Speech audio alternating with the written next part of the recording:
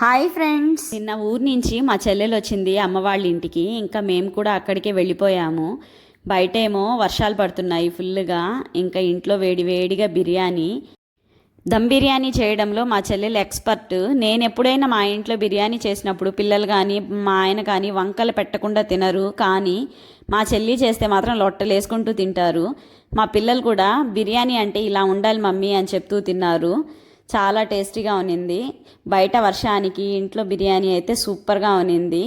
ఇంతకీ మీకు వర్షం పడుతున్నప్పుడు ఏ ఫుడ్ తినాలంటే ఇష్టమో కామెంట్ చేయండి. మా వారు మా మరిది గారు అంటున్నారు, ముందు తినండి, అక్క చెల్లెల్ని వదిలేస్తే రోజంతా మాట్లాడుకుంటూనే ఉంటారు అని.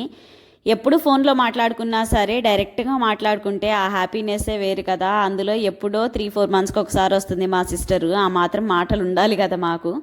సరే, ఇదంతా ఎందుకులేండి, కానీ ఈరోజు మా లంచ్ అయితే దమ్ బిర్యానీ, అలాగే చికెన్ పకోడా, గోంగూర, వంకాయ కర్రీ.